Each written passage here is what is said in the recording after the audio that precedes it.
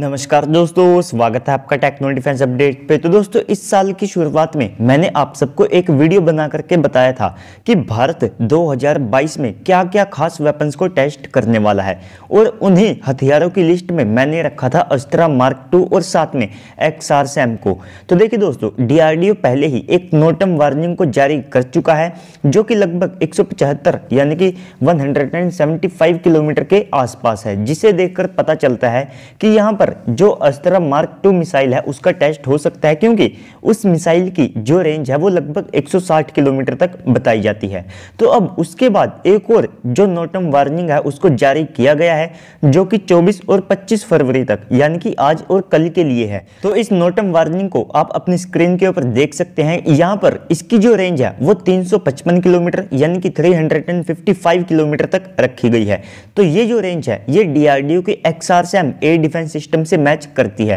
क्योंकि उस air defence system की जो रेंज है वो 350 किलोमीटर तक बताई जाती है। और उसके बाद उसका जो फैब्रिकेशन है तो उसका जो काम है वो पिछले साल से ही शुरू हो गया था, जहां पर 2021 का जो एंड था तो उस समय DRDO ने 30 मीटर के एंटीना और 5 मीटर के रिफ्लेक्टर एंटीना के लिए जो टेंडर है वो जारी किया था, और उस समय से ही उसके ऊपर जो काम है वो भी करना यहाँ पर शुरू कर दिया था। तो XRSAM एयर डिफेंस सिस्टम की जो रेंज है वो 250 से लेकर के 350 किलोमीटर तक होगी, और इस एयर डिफेंस सिस्टम की जो रेंज है वो डेविड स्लिंग के बराबर होगी, जो कि एक इजरायली एयर डिफेंस सिस्टम है। और इस सब के अलावा जो XRSAM है ये MRSAM और साथ में जो S-400 एयर डिफेंस सिस्टम हमने हाल ही में एक्वायर किया है, तो उनके बीच का जो गैप है उसे ये फिल करेगा, क्योंकि भारत के दो ऐसे पड़ोसी हैं जो कि भारत के दुश्मन हैं और साथ में न्यूक्लियर वेपन से भी लैस है। तो ऐसे में इस तरह के जो एयर डिफेंस सिस्टम है ये भारत के लिए और ज्यादा इंपॉर्टेंट हो जाते हैं,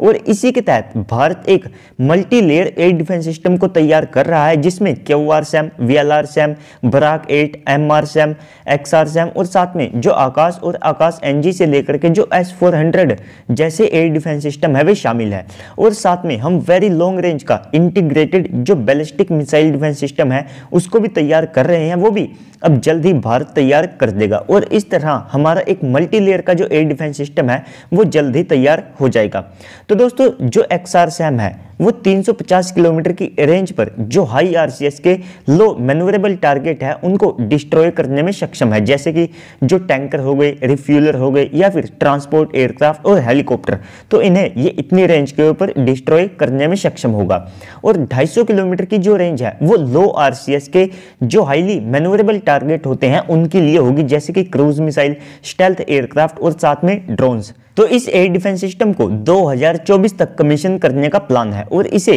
भारत की जो तीनों सेनाएं हैं उनको दिया जाएगा, यानी कि इंडियन आर्मी, इंडियन एयरफोर्स और साथ में इंडियन नेवी के लिए इसके जो अलग अलग वेरिएंट है वे यहाँ पर उनकी रिक्वायरमेंट के हिसाब से बनाए जाएंगे। तो इस एयर डिफेंस सिस्टम की जो रेंज है वो चाइना के HQ-9 के जितने भी जो वेरियंट है उन सबसे ज्यादा होगी। और आने वाले जो 4 से लेकर के 5 दिन है ये भारत के लिए काफी ज्यादा खास होंगे, क्योंकि इनमें भारत अपने जो प्राइम वेपन है उनको टेस्ट कर सकता है, जिसमें 160 किलोमीटर की अस्त्रा मार्क 2 BVR मिसाइल और साथ में 350 किलोमीटर रेंज वाला जो XRSAM एयर डिफेंस सिस्टम है उनके जो टेस्ट हैं वे आप सबको देखने को मिल सकते हैं। तो इसके अलावा एक और जो पॉसिबिलिटी है यहाँ पर किसी और माफ कीजिएगा जो मिसाइल है तो वो यहाँ पर HSTD भी हो सकता है, क्योंकि उसके भी इस साल लॉन्ग एंड्योरेंस के ऊपर जो टेस्ट है उनको कंडक्ट करने का प्लान किया गया है। और साथ में भारत अपने हाइपरसोनिक वेपन्स को भी यहाँ पर बड़ी तेजी से बना रहा है, तो हो सकता है ऐसे में जो HSTD भी है उसका भी यहाँ पर टेस्ट हो। लेकिन